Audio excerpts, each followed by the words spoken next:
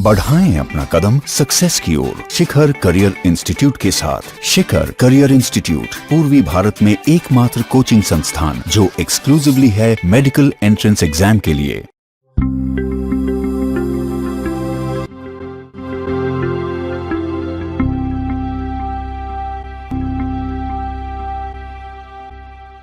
बच्चों पढ़ेंगे हम लोग क्लास 12 का नया chapter solid state.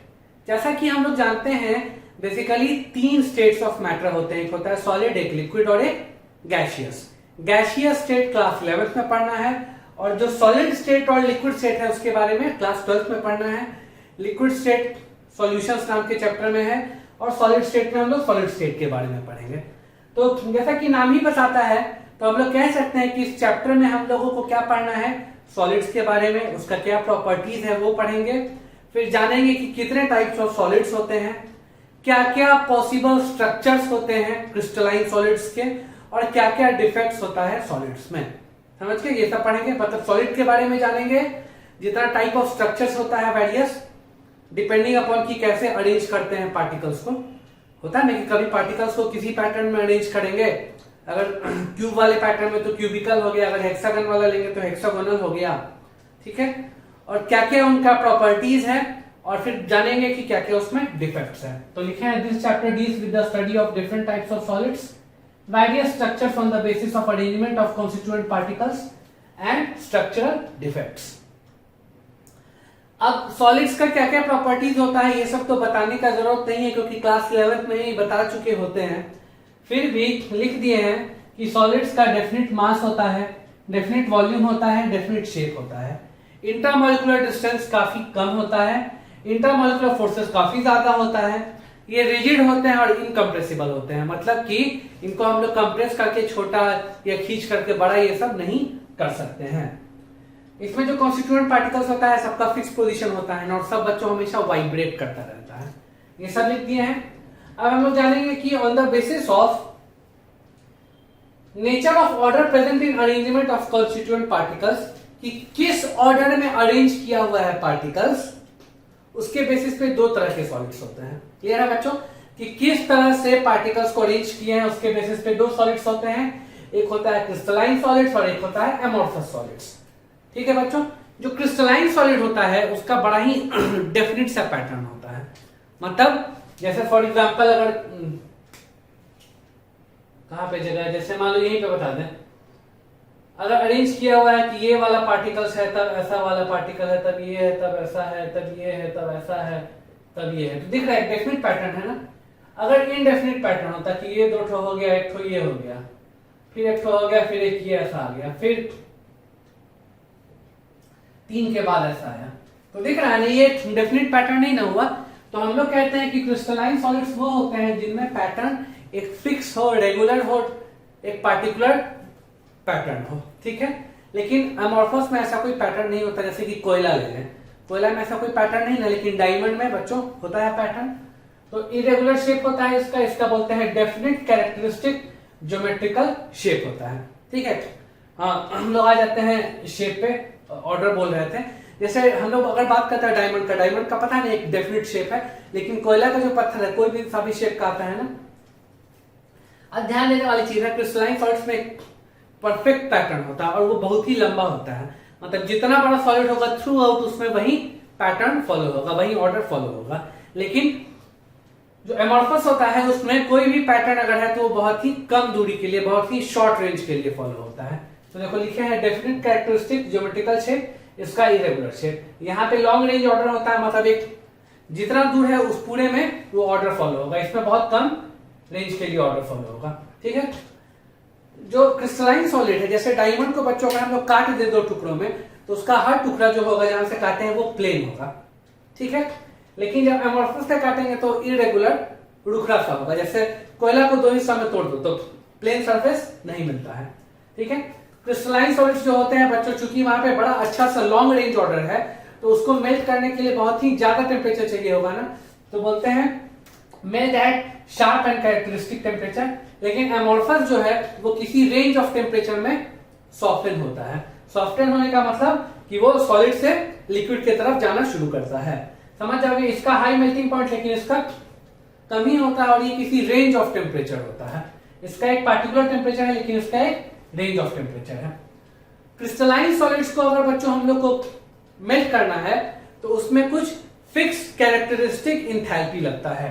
Enthalpy of fusion उसी को बोलते हैं। इंथैल्पी ऑफ फ्यूजन का मतलब कितना हीट लगेगा एक मोल सब्सटेंस को सॉलिड से लिक्विड में चेंज करने के लिए।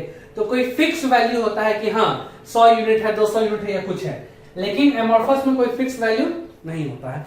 याद रखना है हीट ऑफ फ्यूजन और मेल्टिंग पॉइंट का इसमें फिक्स वैल्यू है लेकिन इसमें फिक्स वैल्यू नहीं है। अब बड़ा इंपॉर्टेंट सा पॉइंट है बच्चों, ये होता है एनाइसोट्रोपिक और ये होता है आइसोट्रोपिक। एनाइसोट्रोपिक का मतलब समझते हैं कि कुछ फिजिकल प्रॉपर्टीज जैसे कि बच्चों रिफ्रैक्टिव इंडेक्स बोल रहे हैं या फिर बोल रहे हैं इलेक्ट्रिकल रेजिस्टेंस, ठीक है, या फिर बोल रहे हैं कि अगर स्ट्रेस के प्रति क्या रेजिस्टेंस है, ये सब जो प्रॉपर्टीज है डिफरेंट डायरेक्शन में अगर जाएंगे तो डिफरेंट होगा। मतलब जैसे मान लो ये बोर्ड ही अगर होता है क्रिस्टलाइन सॉलिड में तो इस डायरेक्शन में जाते तो रिफ्रैक्टिव इंडेक्स कुछ और होता, इस डायरेक्शन में जाते तो रिफ्रैक्टिव इंडेक्स कुछ और होता, इस डायरेक्शन में जाते तो रिफ्रैक्टिव इंडेक्स कुछ और होता। क्लियर है? लेकिन अगर ये बोर्ड होता एमोर्फस सॉलिड तो इस डायरेक्शन जाए किसी भी डायरेक्शन जाए प्रॉपर्टीज सेम है। तो बोलते हैं फिजिकल प्रॉपर्टीज डिफर करता है डिफरेंट डायरेक्शंस में। तो एनाइसोट्रोपिक होता है क्रिस्टलाइन सॉलिड्स लेकिन एमोर्फस जो होता है वो आइसोट्रोपिक होता है, मतलब उसमें प्रॉपर्टीज सेम होता है। ठीक है, ये परफेक्ट या ट्रू सॉलिड्स होता है लेकिन एमोर्फस सॉलिड्स जो है ये रियल सॉलिड्स नहीं होते, ये स्यूडो सॉलिड्स होते हैं। स्यूडो कहने का मतलब समझते हो ना, काल्पनिक। ऐसा क्यों बोलते हैं? जैसे कि बच्चों ग्लास का बात करें, देखते हो ना ग्लास अगर किसी रैक में या अलमारी में ऐसे स्लाइड करने वाला होता है तो बहुत दिनों के बाद वो जो ग्लास है वो अच्छे से मूव नहीं ना करता है। क्यों? क्योंकि वो ग्लास नीचे में मोटा हो गया होता है और वो जो स्पेस होता है उस स्पेस में वो नहीं अच्छे से मूव कर पाता है। रीजन क्या है कि समय के साथ थोड़ा सा लिक्विड वाला बिहेवियर आ जाता है एमोर्फस सॉलिड में और वो फ्लो करने लगता है। लिक्विड का काम होता है ना फ्लो करना, तो बोलते हैं समय के साथ ये जो एमोर्फस सॉलिड है उसमें थोड़ा सा लिक्विड जैसा बिहेवियर आ जाता है, ठीक है, और वो थोड़ा सा फ्लो करने लगता है। क्लियर? इसीलिए इसको बोलते हैं हम लोग स्यूडो सॉलिड्स या बोलते हैं सुपर कूल्ड लिक्विड्स। क्लियर है? तो किधर और पूछा जाएगा ग्लास सुपर कूल्ड लिक्विड है तो बोलेंगे yes glass super cooled liquid है। तो ये सब हो गया डिफरेंस, इसको याद रखना है। अब एग्जांपल कुछ लिख रहे हैं क्रिस्टलाइन सॉलिड्स का। मेटल्स, डायमंड्स, क्वार्ट्ज, NaCl जितने भी आयनिक कंपाउंड्स है वो सब क्या आ जाएंगे? Crystalline solids. एमोर्फस सॉलिड में आ जाएगा rubber, plastic, wax, glass, quartz glass. देख लो क्वार्ट्ज होता है क्रिस्टलाइन, क्वार्ट्ज ग्लास होता है एमोर्फस। अब कीप इन माइंड में एक पॉइंट लिखे हैं बच्चों, क्रिस्टलाइन और एमोर्फस तो है ही, इसके अलावा कितने बार देखा गया है कि बहुत सारे जो मेटल्स हैं बच्चों या बहुत सारे ऐसे सॉलिड्स जो कि क्या होते हैं देखने में एमोर्फस लगते हैं लेकिन एक्चुअली में वो मतलब क्रिस्टलाइन होते हैं। याद रखना है, लिख भी दिए besides crystalline and amorphous some solids which appear to be amorphous but have microcrystalline structure, उनको पॉलीक्रिस्टलाइन सॉलिड्स बोलते हैं। याद रखना है पॉलीक्रिस्टलाइन भी होता है इनके अलावा। किसको बोलते हैं? जो देखने में लगे एमोर्फस लेकिन होता है कैसा? होता है माइक्रोक्रिस्टलाइन। एग्जांपल देखो, कुछ मेटल्स अगर हैं तो मेटल का एक सिंगल क्रिस्टल जो है वो क्रिस्टलाइन है, लेकिन जब पूरा मेटल सैंपल ले लेते हैं तो हम देखते हैं कि हर एक क्रिस्टल का, हर जो एक मेटल है उसका अलग अलग ओरिएंटेशन है, तो जिससे वो आइसोट्रोपिक प्रॉपर्टी शो करने लगता है। फिर से बता रहे हैं, देखो हम लोग जानते हैं ना एमोर्फस में क्या होता है कि कोई डेफिनेट ऑर्डर नहीं है, इसीलिए वो आइसोट्रोपिक है। इसमें डेफिनेट ऑर्डर है इसलिए आइसोट्रोपिक है। तो जहां पे डेफिनेट ऑर्डर नहीं हो, मतलब रैंडमली इधर उधर ओरिएंटेशन हो, तो वो आइसोट्रोपिक होता है। याद रखोगे? तो हम लोग कहते हैं कि एक पार्टिकुलर मेटल का क्रिस्टल वो क्रिस्टलाइन है, लेकिन जब एक मेटल सैंपल लेते हैं तो उसमें बहुत सारा पार्टिकल होगा ना मेटल का, तो हर एक पार्टिकल रैंडमली ओरिएंटेड है, तो जिससे वो कैसा हो जाता है? आइसोट्रोपिक। तो देख करके कैसा लगता है अगर वो सैंपल आइसोट्रोपिक है, मेटल का वो सैंपल अगर आइसोट्रोपिक है तो कोई इंसान क्या बोलेगा? एमोर्फस है। लेकिन एक्चुअली वो एमोर्फस है क्या? नहीं। वो क्या है? वहां पे तो बहुत सारे मेटल्स के छोटे छोटे क्रिस्टल है ना, इसीलिए छोटे हैं इसलिए माइक्रो और क्रिस्टल है इसलिए क्रिस्टलाइन। तो समझ गए, मेटल्स को जनरली माइक्रो क्रिस्टलाइन बोलते हैं। क्यों बोलते हैं? क्योंकि देखने में वो एमोर्फस लगता है लेकिन होता क्या है? वो बहुत सारे छोटे छोटे क्रिस्टल्स होते हैं। क्यों बोलते हैं एमॉर्फस? क्योंकि एक सैंपल अगर लेंगे मेटल का तो हर एक मेटल का जो पार्टिकल है वो रैंडमली ओरिएंटेड होगा, जिससे सारे डायरेक्शन में प्रॉपर्टी सेम आने लगेगा, तो वह आइसोट्रोपिक हो जाएगा। आइसोट्रोपिक अगर हो जाएगा तो देख करके कोई इंसान एमॉर्फस बोल देगा। अब हम लोग सीखेंगे बच्चों कि जो क्रिस्टलाइन सॉलिड्स है, हम लोग को मेनली क्रिस्टलाइन सॉलिड्स का मतलब वहीं पढ़ना है इस चैप्टर में।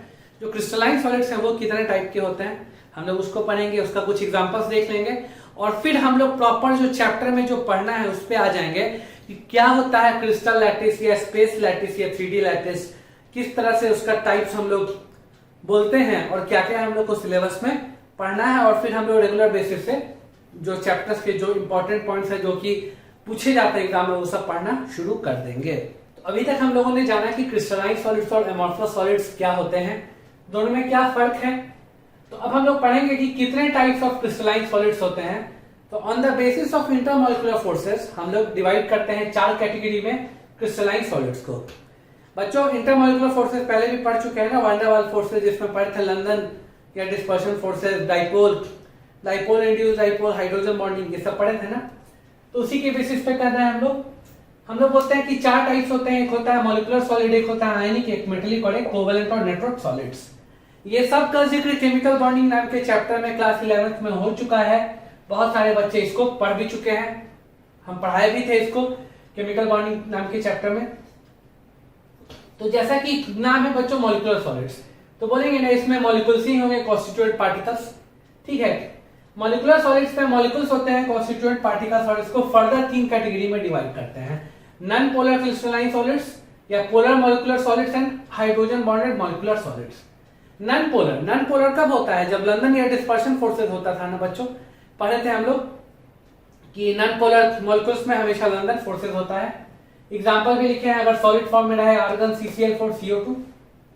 पोलर कब होता है? जब डाइपोल फोर्सेस हो, ठीक है, जैसे कि एग्जांपल लिखे हैं HClSO2 अगर सॉलिड फॉर्म में होगा तब।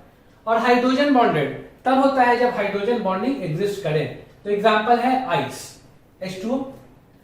नेक्स्ट है बच्चों आयनिक सॉलिड्स। आयनिक सॉलिड्स में कॉन्स्टिट्यूएंट पार्टिकल्स आयंस होगा, और यहाँ पे बॉन्डिंग कौन सा होगा? आयनिक बॉन्डिंग होगा, ठीक है। एग्जांपल्स हो गए NaCl, MgO, ZnS। Metallic solids हम लोग जानते हैं ना बच्चों, कोई मेटल होता है, अगर आयरन है, आयरन के एक रॉड को हीट की तो दूसरा हिस्सा भी गर्म हो जाता है ना, क्यों? क्योंकि आयरन में जितना पॉजिटिव आयन है वो सब एक ही जगह रहता है। जैसे फिर से बता रहे हैं, मेटेलिक बॉन्डिंग एक्सप्लेन कर चुके हैं केमिकल बॉन्डिंग में, तो बताए थे उसमें इलेक्ट्रॉन C मॉडल होता है। मानते हैं कि वैलेंस इलेक्ट्रॉन्स के अलावा जो पार्ट होता है वो पॉजिटिव होता है, उसको कर्नल बोलते हैं, वो अपनी जगह पे फिक्स होता है। फिर से बोल रहे हैं, किसी भी मेटल में वैलेंस इलेक्ट्रॉन्स बच्चों इधर से उधर मोबाइल होता है, मतलब इधर से उधर मूव करता है, डीलोकलाइज होता है, और बाकी जो पार्ट हो गया जिसको कर्नल बोलते हैं जो कि पॉजिटिव है, वो अपनी जगह पे फिक्स होता है। तो इसलिए लिखे ना positive ions in a sea of delocalized electrons. यहाँ पे मेटेलिक बॉन्डिंग होता है, एग्जांपल जानते ही हो, इतना सारा मेटल्स है, iron, copper, silver, magnesium, ETC। Covalent और नेटवर्क सॉलिड्स, यहाँ पे कोवेलेंट बॉन्डिंग होता है और बड़ा स्ट्रांग होता है, एटम के बीच में एक बड़ा सा 3D नेटवर्क बन जाता है, जैसा कि एग्जांपल है क्वार्ट्ज, SiC, डायमंड, AlN और ग्रेफाइट। अब इन सब का जिक्र करें बच्चों, तो ये जितना है मॉलिक्यूलर सॉलिड्स, ये सब का सब इंसुलेटर होगा। आयनिक सॉलिड्स सॉलिड फॉर्म में इंसुलेटर होंगे, लेकिन जैसे ही मोल्टेन या सॉल्यूशन फॉर्म में हो तो वो कंडक्टर हो जाते हैं। मेटेलिक सॉलिड्स हमेशा कंडक्ट करता है, चाहे सॉलिड फॉर्म हो या मोल्टेन फॉर्म हो, और ये वाला हो, ये सब इंसुलेटर्स होते हैं। लेकिन एक्सेप्शन होता है ग्राफाइट एक अच्छा कंडक्टर होता है, जानते ही हो सब लोग। नहीं भरोसा है तो पेंसिल को इलेक्ट्रिक सॉकेट में लगा के स्विच ऑन कर लेना, पता चल जाएगा, दूसरा सिरा पकड़ लोगे तो ग्राफाइट का। अब हम लोग आ जाते हैं प्रॉपर चैप्टर पे। चैप्टर का जो जो टर्म्स है पढ़ेंगे, crystal lattice and unit cells. Crystal lattice जानेंगे बच्चों, क्रिस्टल लैटिस का ही दूसरा नाम है स्पेस लैटिस, उसी का तीसरा नाम है 3D लैटिस। तो बच्चों इसको डिफाइन करते हैं कि अगर स्पेस में 3D अरेंजमेंट कर दें हम लोग पार्टिकल्स का, चाहे एटम हो, आयन हो, मॉलिक्यूल्स हो, क्योंकि सॉलिड्स तो इसी से बने होंगे ना, एटम, आयन, मॉलिक्यूल्स, पार्टिकल्स को अगर हम लोग अरेंज कर दें कोई पार्टिकुलर तरीके से, अगर अरेंज कर दें स्पेस में, मतलब 3D फॉर्म में, तो उसको कहते हैं क्रिस्टल लैटिस। तो लिखे हैं क्रिस्टल लैटिस और स्पेस लैटिस और 3D lattice is the 3D arrangement of particles in space. Particles can be atoms, molecules और आयंस। अब ध्यान देने वाली चीज है कि क्रिस्टल लैटिस में जो एटम मॉलिक्यूलर आयन होता है उसको मोटिफ बोलते हैं। मतलब कहते हैं कि मोटिफ का 3D अरेंजमेंट को क्रिस्टल लैटिस कहेंगे। एटम मॉलिक्यूलर आयंस को हम लोग मोटिफ बोलते हैं। अब एक नया टर्म है यूनिट सेल। बच्चों जिस तरह से बोलते हैं सेल हम लोग के शरीर का सबसे smallest structural and functional unit है, तो वैसे ही यूनिट सेल बोलते हैं कि किसी भी क्रिस्टल लैटिस का वो smallest structural and repeating unit है। ठीक है, मतलब अगर एक यूनिट सेल ले लेंगे उसको हर तीनों दिशा में अगर बढ़ा देंगे हम तो बड़ा सा क्रिस्टल लैटिस मिल जाएगा। तो लिखे हैं unit cell is the smallest repeating structural unit of a crystal lattice. याद रखना है कि कोई भी यूनिट सेल अगर खूब सारे यूनिट सेल्स को मिला देंगे तो क्या बन जाएगा, एक क्रिस्टल लैटिस बन जाएगा। तो सबसे छोटा यूनिट अगर कोई है क्रिस्टल लैटिस का तो that is called unit cell. अब कुछ स्पेशल पॉइंट्स हैं, लिख दिए हैं। हर एक पॉइंट को क्रिस्टल लैटिस में लैटिस साइट या लैटिस पॉइंट बोलते हैं। लैटिस साइट या लैटिस पॉइंट कहने का मतलब ऐसा जगह जहां पे कोई मोटिव है। मोटिव कहने का मतलब एटम मॉलिक्यूल या आयंस है। याद रहेगा, किसी भी क्रिस्टल लैटिस में हर वो पॉइंट जहां पे मोटिव है उसको क्या बोलेंगे, लैटिस पॉइंट या लैटिस साइट बोलेंगे। ठीक है, हर लैटिस पॉइंट क्या करता है, रिप्रेजेंट्स अ मोटिव, लिख दिए हैं। अब हर एक लैटिस पॉइंट को अगर स्ट्रेट लाइन से जोड़ देंगे तो बड़ा सा हमको क्रिस्टल लैटिस मिल जाएगा। जैसे कि एग्जांपल है, खुद से सोचो, इन चारों को अगर जोड़ देंगे स्ट्रेट लाइन से तो देखो स्क्वायर बन रहा है ना, ऐसा ही कुछ और होता। इसको भी जोड़ देते सबको तो क्या बन जाता, क्यूब। तो समझ आ रहा है कि कोई भी क्रिस्टल लैटिस कैसे बनता है, जब सारे लैटिस पॉइंट्स को हम लोग स्ट्रेट लाइन से जोड़ देते हैं। अब हम लोग समझेंगे कि यूनिट सेल के लिए क्या क्या पैरामीटर चाहिए। देखो बच्चों, यूनिट सेल बोले चाहे क्रिस्टल लैटिस बोले बात बराबर है। जो यूनिट सेल का कैरेक्टरिस्टिक्स होगा वही सारा किसका प्रॉपर्टीज हो जाएगा, क्रिस्टल लैटिस का। तो अब हम लोग जो पढ़ेंगे वो सबका हेडिंग का नाम रहेगा कि क्या क्या पैरामीटर चाहिए यूनिट सेल के लिए, कितने टाइप्स का यूनिट सेल होता है, दो तरीके से हम लोग क्लासिफाई करते हैं। फिर जानेंगे कि किसको हम लोग ब्रावाइज लैटिस बोलते हैं। फिर ये भी जानेंगे कि क्या क्या टर्म का इस्तेमाल करते हैं यूनिट सेल के बारे में पढ़ने के लिए। और फिर जो 4 यूनिट सेल हमारे सिलेबस में उसको हम लोग पढ़ेंगे। ठीक है,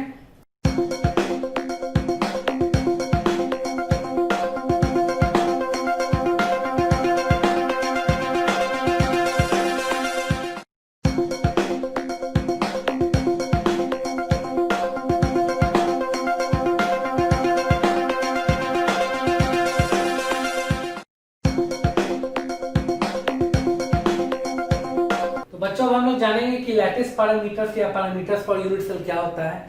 बच्चों 6 पैरामीटर्स होते हैं जिनमें से 3 को हम लोग लेंथ लेते हैं और 3 एंगल्स लेते हैं। मतलब 3 लेंथ बोलने का मतलब 3 एजेस लेते हैं, एक एक्स डायरेक्शन में क्या एज होगा, वाई डायरेक्शन में क्या एज होगा और जेड डायरेक्शन के अलॉन्ग क्या एज होगा। ठीक है, और 3 एंगल्स मतलब हर एजेस के बीच में क्या एंगल्स होगा। तो एजेस को बच्चों ABC से लिखते हैं और जो एंगल्स है उनको अल्फा बीटा गामा से लिखते हैं। जैसे कि फॉर एग्जांपल अगर हम लोग एक क्यूबॉइड वाला कर लें, मतलब क्यूबिक जैसा ही है ये, तो दिख रहा है एक लेंथ y डायरेक्शन में एक x और एक z में ना ABC 3 लेंथ दिख रहा है। ये हो गया A, ये हो गया B और ये हो गया C। अब देखो बच्चों B और C के बीच में मतलब A के अपोजिट जो एंगल है दैट इज अल्फा, A और C के बीच में मतलब B के अपोजिट जो एंगल है दैट इज बीटा, और A और B के बीच में C के अपोजिट जो एंगल है दैट इज गामा। ठीक है, तो अगर क्यूब का बात करते हैं तो A बराबर B बराबर C होता है और अल्फा बीटा गामा तीनों 90 डिग्री होता है। क्लियर है, हम लोग 2 तरीके से यूनिट सेल को क्लासिफाई करते हैं। एक on the basis of occupancy of lattice sites, कि लैटिस साइट्स कौन कौन सा लैटिस साइट्स कहां पे कैसे कैसे ऑक्यूपाइड है। ठीक है, और एक होता है on the basis of parameters. तो हम लोग करते हैं क्लासिफाई।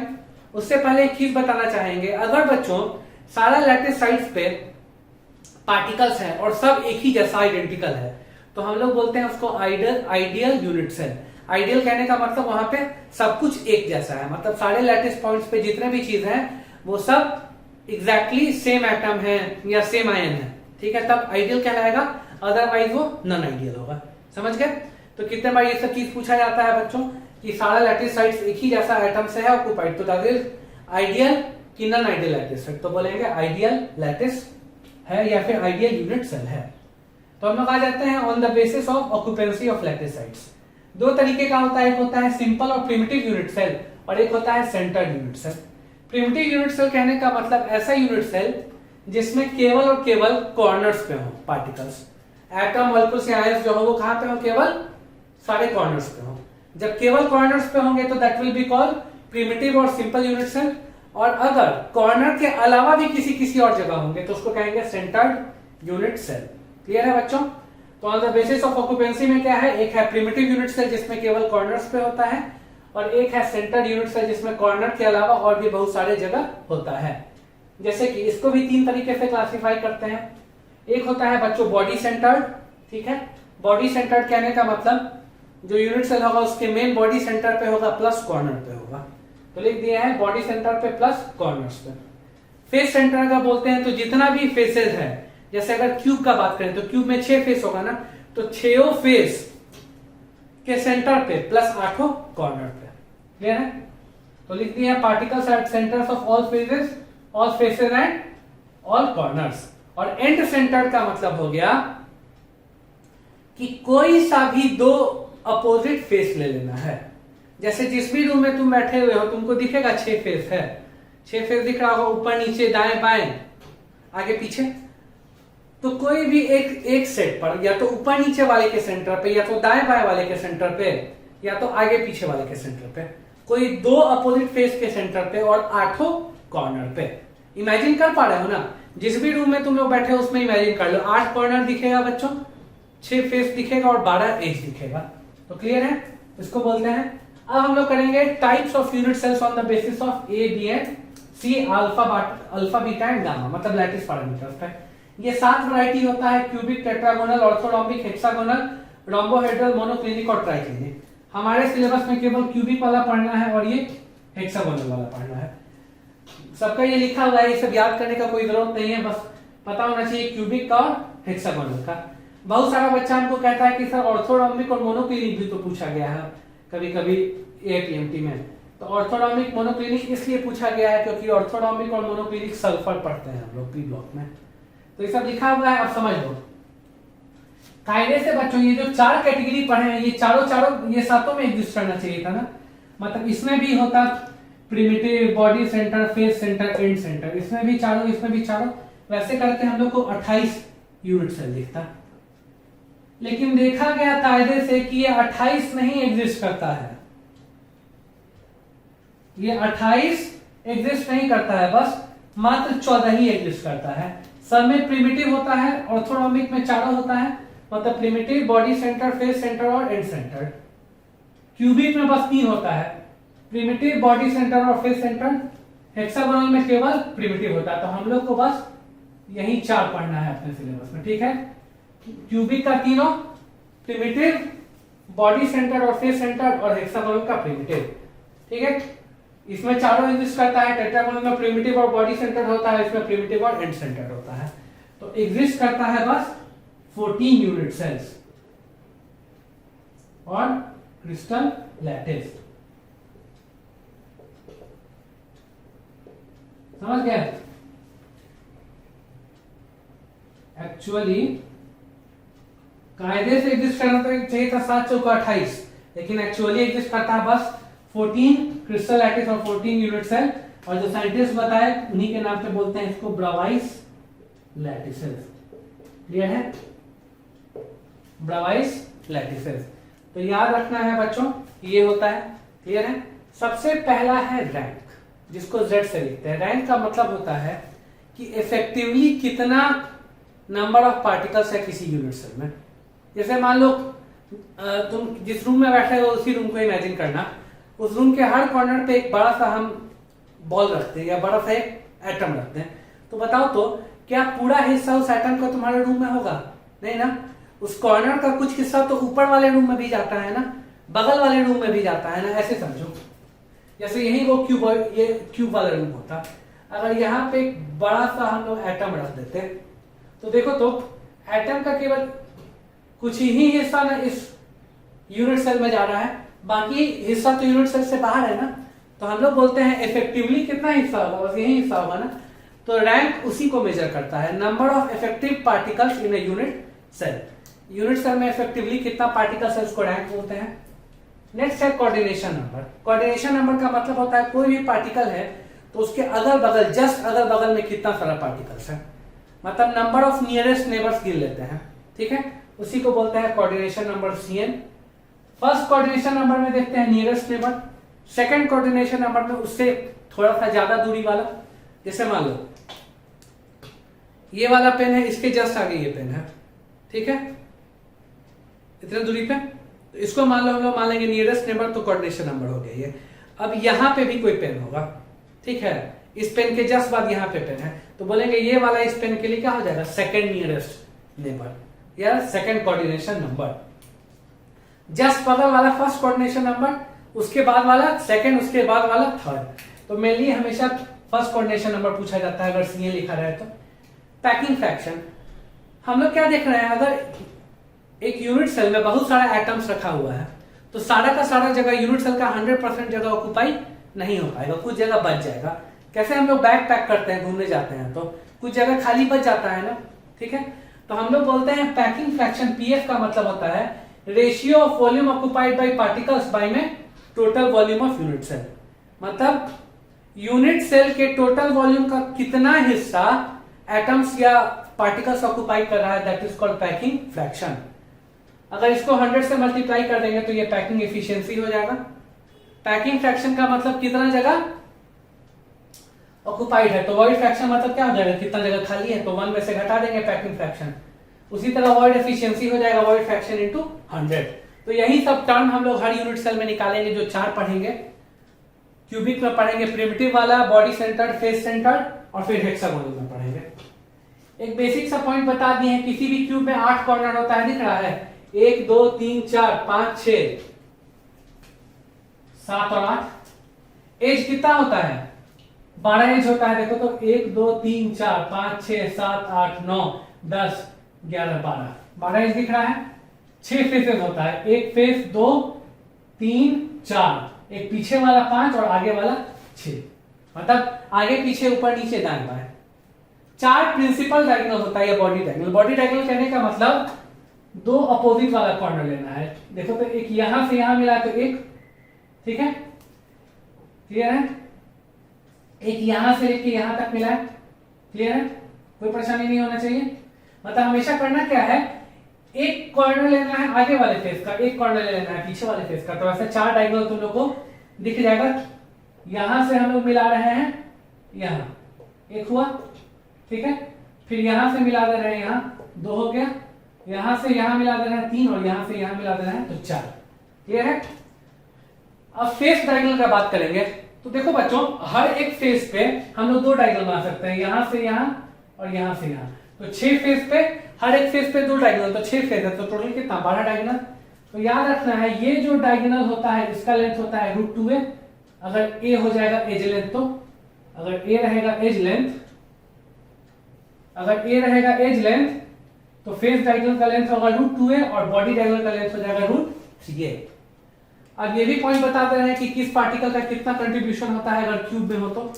कभी भी कॉर्नर पे हो तो चूंकि 8 कॉर्नर होता है क्यूब में, इसीलिए कोई भी एक कॉर्नर पे अगर कोई पार्टिकल है तो उसका 1/8 हिस्सा ही एक यूनिट सेल में होगा, याद रखना है। 8 कॉर्नर है इसीलिए 1/8। हेक्सागोन में 6 कॉर्नर होता है इसलिए 1/6। अगर फेस सेंटर पे है, जैसे समझो यही वाला फेस लेना है रूम का, इस पे एक बड़ा सा अगर एटम रख दें तो आधा हिस्सा इधर रहेगा और आधा हिस्सा इसके बगल वाले रूम में रहेगा ना। तो फेस पे हमेशा हाफ होता है, ठीक है। फेस पे जितना भी पार्टिकल रहेगा उसका आधा ही कंट्रीब्यूशन होता है किसी एक यूनिट सेल में। कॉर्नर पे अगर कोई एटम है तो उसका 1/8 कंट्रीब्यूशन होता है एक यूनिट सेल में, ठीक है। एज पे अगर हो तो अगर रूम का एज तुम देखोगे, जैसे मान लो एज का बात करें तो जैसे ये जो दीवार होगा, इस दीवार का जो ऊपर वाला एज होगा वो कौन कौन रूम में होगा, इस रूम में होगा, इसके आगे वाले रूम में होगा, ऊपर वाले रूम में होगा, और जो बगल वाला रूम है उसके भी ऊपर वाले रूम में होगा। समझ आ रहा है कैसे बोल रहे हैं। ये जो एज है, ये रूम है, ये दीवार दिख रहा है, इस दीवार का हम ऊपर वाला एज देख रहे हैं, ठीक है। जो ऊपर वाला एज देखेंगे बच्चों वो इसके आगे जो जस्ट इसके आगे जो रूम है उसमें भी होगा, इस रूम में भी होगा, इसके ऊपर वाले रूम में होगा, और ऊपर वाले के भी आगे होगा उसमें होगा। 1/4 में है ना, वो एच, तो इसीलिए 1/4 कंट्रीब्यूशन है। और बॉडी के सेंटर पे अगर कोई चीज है तो उसका कंप्लीट, वो पूरा हिस्सा होता है उसका। सेम टू सेम चीज यहाँ पे भी है, फेस सेंटर पे हाफ, बॉडी सेंटर पे 1। ये सब क्यों बोल रहे हैं, ये सब इसलिए पढ़ रहे हैं क्योंकि रैंक निकालने में हम लोग को इस्तेमाल होगा। बोला जाएगा अगर 8 कॉर्नर पे है तो कितना इफेक्टिव नंबर होगा, तो हर एक कॉर्नर पे 1/8 हिस्सा होता है, तो 8 कॉर्नर पे कितना, 8 × 1/8। अगर बोला जाएगा 6 फेस पे है, हर एक फेस का हाफ हिस्सा होता है, 6 फेस पे है तो 6 × ½ 3। तो इस तरह से हम लोग पढ़ेंगे। तो हमारा काम है 4 पढ़ना, 4 यूनिट सेल पढ़ेंगे।